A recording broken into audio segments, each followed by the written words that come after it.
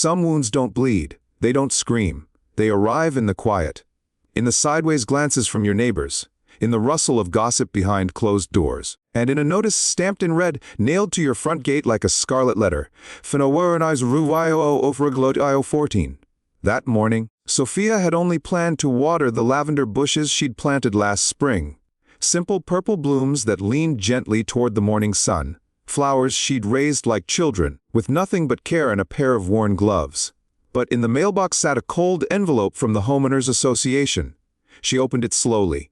Her hands trembled as she read. Unauthorized alteration of front yard landscape. Final citation before legal action. She didn't cry, she didn't scream. She just stood there still, as if the words had turned her to stone. By the afternoon, a small group had gathered in front of her home. They didn't knock, they filmed. One woman, blonde and stiff in her pressed suit, pointed at Sophia's modest front yard. She's been warned more than once. These things don't belong in a uniform neighborhood. Behind the curtain, Sophia watched them like someone watching strangers vandalize a memory. She didn't say a word. She couldn't. By the next day, the video was viral, at least within their small, tightly managed community Facebook group. The caption read, "Resident defies community guidelines. HOA will take action." The comments flooded in like a storm's. "That old lady's always been a bit of a rebel. She thinks she's above the rules. Looks like we have a new troublemaker on the block." Sophia read every comment. Not one defended her. Not one person asked why she'd planted those flowers. No one remembered that she'd been the first to help rebuild the community garden after the last flood. No one mentioned the nights she quietly brought soup to the house next door when the father had fallen ill. Later that evening, her daughter called from another state.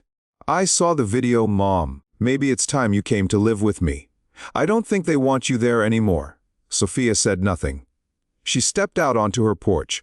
The sun was setting behind the clouds, casting a soft golden light on the rows of lavender. Still standing proud despite everything, she picked up her pruning shears, and one by one, she cut them all down. Not with anger, not with tears, but with the quiet dignity of someone who had been judged not for who she was, but for daring to let beauty bloom. That night, no one in the neighborhood noticed the difference. No one saw the bare patch where the flowers used to be. But the wind that passed through carried something different. A silence, a sadness, the faint trace of lavender left behind. After the night Sophia cut down the lavender she had so lovingly raised, the neighborhood responded with chilling silence. Not a single knock on her door, not a single voice checking in, just a stillness that pressed down like fog, heavy, cold, and invisible. Each morning, when she stepped out to retrieve her newspaper, the neighbors looked away. Some crossed the street entirely. The few who didn't avoided eye contact like it might burn. Children who once rode their bikes in circles around her driveway now stayed well away. Their parents had warned them, "Don't go near that house." Word had spread, and not kindly. On the community's Facebook group, a new post made rounds. HO must take firm action against repeated violators. We can't allow this behavior to spread. Comments followed swiftly. She's making the whole block look bad. It's not about flowers. It's about following rules. Maybe it's time for her to move out. Sophia read them all, not because she expected sympathy, but because a small part of her still hoped someone, anyone, would stand up for her. No one did. No one remembered that she was the one who brought sandwiches to the elderly widow on Willow Lane every Sunday. No one remembered that she organized the bake sale to fund the playground swings. Now, she was just that woman at number 19, the troublemaker, the rebel, the problem. One afternoon, she went to the community center to pay her HOA dues. The young woman behind the counter glanced at the name on the form and shifted in her seat. Her voice flattened. "You may want to read the guidelines, ma'am. It's important not to create more issues for the board." Sophia nodded. No protest, no defense. Just that same quiet acceptance, like someone slowly erasing herself, one layer at a time. Her daughter called again. "Mom, they're posting about you online. Some of them are sharing your photo. I don't like it. I'm worried. Maybe it's time you left that place." Sophia didn't argue. She just said softly, "It's strange, honey. I've lived here for almost 20 years. But suddenly, it's like I don't exist, except as a cautionary tale." As she changed her routines, no more morning walks, no more stopping at the bakery for her favorite rye loaf, no more community meetings, no more friendly waves, no more polite nods. She avoided mirrors too. because what she saw looking back didn't feel like her anymore. The worst part wasn't the comments or the cold stares. It was the question that had begun to whisper in the back of her mind. What if they're right? The question curled up beside her at night, sat with her during meals, echoed in the empty kitchen as she stirred tea she no longer tasted. That night, she sat at her kitchen table under the weak glow of the ceiling lamp. The wind rustled faintly outside where the lavender used to be. Now it was just dirt and silence. And Sophia thought, maybe I was wrong to believe that beauty could be simple and still be allowed. But what she didn't know, what she couldn't know, was that the truth, the real truth, was about to find its way to her doorstep, and everything would begin to change. Sophia began to disappear, quietly, deliberately. She didn't announce her retreat. She didn't issue an apology. She didn't fight back against the gossip or the judgment. She simply stepped back, one routine at a time, like fading footprints in freshly fallen snow. She stopped going out in the morning. No more sitting on the front porch with her cup of tea, greeting neighbors with a soft, "Good morning." The wooden chair grew dusty, leaves collected around its legs. No one noticed it had gone still. She stopped going to church on Sundays, stopped visiting the little bookstore at the end of the block, the one where she used to buy children's books for her grandkids. And of course, she never returned to another HOA meeting. No one asked where she was. No one said, "Hey, have you seen Sophia lately?" Because in their eyes, she had done what they silently wished all along. She had removed herself. But in that silence, something unexpected began to happen. Sophia started to notice things. One evening, as she quietly watered some plants behind the house, she overheard two women talking beyond the fence. "Did you hear? HOA dues went up again this month." "Yeah, and nothing's getting fixed. The park's still a mess, and those flower beds, dead for weeks. Someone tried asking about it last meeting, got shut down real fast." Sophia paused. There it was again, that subtle tug in her chest. Something didn't add up. Back inside, she made her way to her husband's old study, now filled with boxes of papers, manuals, and aging documents. She opened the third drawer, pulled out a stack of HOA statements she had tucked away last year after noticing a small discrepancy. At the time, she'd thought it was a clerical error. Now, she wasn't so sure. Page by page, she reviewed the records. One entry stood out: a $12,500 charge for community center floral upgrades. Except the community center had been deserted for months. No flowers, no repairs. She checked another month, same type of charge, different name, different numbers, but the same hollow result. Nothing had actually changed in the neighborhood. Sophia's hands grew steadier as she turned each page. Not with rage, but with clarity. She began taking notes, line by line. No dramatic posts on Facebook, no anonymous letters, just quiet, persistent inquiry. Every evening after dinner, she returned to the wooden desk, laid out the papers, and dug deeper. Her old habit of record-keeping, once mocked as obsessive, had now become her shield. And for the first time in months, Sophia felt something stir in her chest. Not pride, not vengeance, but purpose. She hadn't truly disappeared. She had only been waiting. And now she was ready to return, armed with the truth. It was a quiet Thursday afternoon. Rain tapped gently against the windows as Sophia sat by the kitchen table, thumbing through her growing stack of notes. The room smelled faintly of old paper and lavender, a ghost of what used to bloom outside. Then, a knock at the door. Not the doorbell, not the impatient thump of a delivery driver, just a soft, uncertain knock, as if whoever stood outside wasn't entirely sure they belonged there. Sophia opened it. A young woman stood on the porch, rain dripping from the edges of her thin hooded jacket. She cradled a medium-sized cardboard box in her arms. "I'm Anna," she said softly. "I used to intern at the HOA office." Sophia raised an eyebrow. She'd never heard the name before. But Anna's eyes weren't cold. There was no judgment in them, only nervous purpose. Anna glanced over her shoulder, then leaned in. "I know I probably shouldn't be here, but there are things you need to see." She stepped inside and placed the box on Sophia's coffee table. Inside, printed emails, spreadsheets, photocopied receipts, and flagged budget reports. Dozens of them, and more importantly, proof. "I started noticing discrepancies when I was asked to archive some documents," Anna said, voice barely above a whisper. "When I asked questions, I got reassigned to shredding. Then, they ended my internship early." Sophia stared at the documents, her breath catching slightly. These weren't just her suspicions anymore. These were evidence. Line after line mirrored the notes Sophia had taken by hand over charges, redundant billing, fabricated maintenance fees, and all of them signed off by the same name, Sophia Garrison, HOA president. The very same woman who once stood in Sophia's yard, finger raised, voice cold, calling her a menace to the neighborhood. Sophia pressed her lips together. Her hands stopped trembling. She looked up. "Would you be willing to testify?" she asked Anna, her tone calm but firm. Anna didn't hesitate. "That's why I came." Outside, thunder cracked in the distance. But the storm that began inside Sophia was louder. This wasn't about flowers anymore. This was about abuse of power, about truth, and about a community blindly following a lie.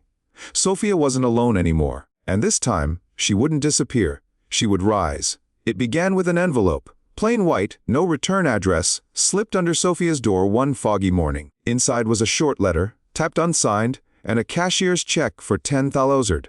The message was chilling in its simplicity. "Let's put this matter to rest. No need to involve lawyers. We all want peace." Sophia held the check between her fingers for a long while. The ink was fresh, the numbers real, but the silence it represented, louder than any accusation. It wasn't just money, it was a muzzle. That afternoon she called Anna. "They know," Sophia said. "They're trying to shut this down." Anna's voice sharpened. "What do we do?" Sophia didn't hesitate. "We keep going." 3 days later, she requested to speak at the upcoming OA town meeting, a monthly event that was usually nothing more than polite nods and coffee cookies. But this one would be different. When Sophia arrived, she wore her late husband's navy blazer, the one he used to wear when speaking at city council meetings. She walked to the microphone. The room fell quiet. Some looked away. Others raised their eyebrows, smirking. And at the head of the room sat Sophia Garrison, OA president, flanked by board members. Sophia unfolded a document. "I have with me copies of financial records, obtained legally, that show repeated instances of misappropriated funds, unauthorized approvals, and falsified maintenance charges over the past 18 months, she began, voice steady. A murmur rippled through the room. "I also have witness testimony from a former intern." She gestured to Anna in the back, who personally handled and was dismissed for questioning these discrepancies. Sophia Garrison stood. "This is outrageous," she snapped. "You're a disgruntled resident with a grudge." But Sophia didn't flinch. "What I am," she said, "is a homeowner who has been bullied, humiliated, and dismissed. But I am not afraid, not anymore." She held up the envelope. "This was left on my doorstep. No name, just a check for 10,000, a bribe to walk away." The room gasped. "I didn't plant those lavender bushes to defy anyone. I planted them because they were beautiful, but you tore them out, and then tried to do the same to me." Her voice didn't rise. She didn't shout. But the power in her words hung heavy in the air. "You silenced too many people for too long. This ends now." The days that followed were a whirlwind. An emergency vote was held. The HOA board was suspended pending investigation. The financial audit was launched. And Sophia Garrison resigned in shame. Neighbors who once turned away now came to Sophia with red faces and awkward apologies. Some brought cookies, others brought flowers. But Sophia wasn't interested in praise. She only smiled politely and returned to her garden. This time she planted again. Not lavender, but sunflowers, bold and tall. They didn't just grow, they stood. Just like her. The investigation was swift, faster than anyone expected. Within 2 months, state auditors confirmed nearly $120 in misappropriated funds from the HOA budget. Most of it linked to fictitious landscaping projects, inflated maintenance invoices, and vendor kickbacks signed off by none other than Karen. She was charged with financial misconduct and removed from the HOA permanently. News spread quickly. Local papers ran headlines like, "Quiet Widow Uncovers Major HOA Scandal." "Community Leader Falls in Corruption Probe Sparked by One Resident." People called Sophia brave. They called her a hero. But the words didn't sit right with her. Not because they weren't true, but because they came too late. Sophia continued to receive visits. Some were genuine. Neighbors she hadn't spoken to in years came by with pie or flowers or nervous apologies. "I didn't know," they'd say. "I thought you were being difficult. I'm so sorry." She would nod, thank them. But deep down, she remembered the silence. The way they had let her stand alone in the street while her flowers were ripped from the soil. The way no one had asked why. Others came with different intentions. An HOA representative, new, young, eager to fix things, offered Sophia a seat on the board. She declined, not out of bitterness, but because she had done what she came to do, and that fight had taken more from her than anyone knew. At night, Sophia still walked the garden. The sunflowers were blooming now. Sturdy, unapologetically tall, their golden faces turned toward the light. But her steps were slower, her hands stiffer. There were days her bones ached in ways even justice couldn't soothe. She'd stare at the house across the street, the one where Karen used to live, now dark, windows shuttered, a for sale sign leaning crookedly in the front lawn. Victory, yes, but not peace, because even when the truth wins, something is always lost. She thought about Anna sometimes. The young woman had moved on, back to school, back to her life. They still emailed now and then. "You remind me that speaking up is worth it," Anna wrote once. That made Sophia smile, but still, in quiet moments, a heaviness lingered. Not regret, not sadness, but a kind of aching wisdom, that even when you win, even when the lies fall, the masks come off, and the truth lights up the darkness. It doesn't erase what you endured to get there. It doesn't erase the lonely dinners, the silent mornings, the stares, the doubt, the way you had to become someone stronger just to survive the world you once thought was safe. And so, Sophia sat one afternoon on the old wooden porch chair, watching the wind dance through the sunflowers. She closed her eyes and breathed, not with the peace of forgetting, but with the power of remembering and surviving. Some victories aren't loud. There are no fireworks, no applause, no grand ceremony. Just a quiet morning, sunlight spilling across the kitchen floor, the smell of toast warming the air, the simple sound of sparrows chirping near the garden fence. For Sophia, that was enough. No more hearings, no more committee votes, no more walking into rooms filled with eyes that had already decided who she was. But in the silence that followed, a deeper truth emerged. Victory doesn't always heal you. Sometimes, it simply reveals who you've become. One afternoon, Mr. Walter, a quiet widower who lived 3 doors down, stopped by. "There's a new HOA meeting this weekend," he said, holding a flyer. "They're inviting everyone. Fair, open, different this time." Sophia shook her head gently. "I appreciate it," she said, "but I don't belong in that room anymore." Walter paused, then said quietly, "You never left, Sophia. We're the ones who walked away." That night, she couldn't sleep. His words stayed with her. She opened a small wooden box on her dresser, old letters, photos, meeting notes, her husband's pen still capped and gleaming like it had just been used yesterday. She ran her fingers over the pages, each one marked with quiet effort, each one a piece of a story no one else had seen. The strength that had carried her wasn't the kind people cheer for. It wasn't loud or dramatic. It was the kind that endures, the kind that stays even when no one stands beside you, the kind that writes things down even when no one believes you, the kind that keeps showing up even when it would be easier to fade away. Sophia hadn't beaten the HOA by yelling. She hadn't thrown lawsuits like spears or stirred up outrage online. She had watched, she had waited, she had endured. And when the moment came, she was ready. Later that week, Anna called. "I'm graduating," she said, excitement in her voice. "The school asked me to give a speech at commencement. I'd like to tell your story if that's okay." Sophia smiled. "Tell it," she said, "but don't make me the hero. Tell them what happens when the quiet ones decide not to stay silent. Tell them what endurance looks like, and how truth doesn't need a spotlight to survive." Sophia didn't want fame. She didn't want her name etched on a plaque outside the community center. She wanted this to live, truthfully, quietly, freely, and finally, she did. What did Sophia's story stir in you? Was her silence weakness, or was it the strongest thing she had? If you've ever been misunderstood, ever stood alone with the truth, ever kept going when no one stood beside you, leave a comment below. Your voice might be exactly what someone else needs to hear today. Subscribe to hear more real stories, the kind that remind us we're not alone in what we carry. And if this touched something in your heart, share it with someone you trust, because sometimes healing starts with a story.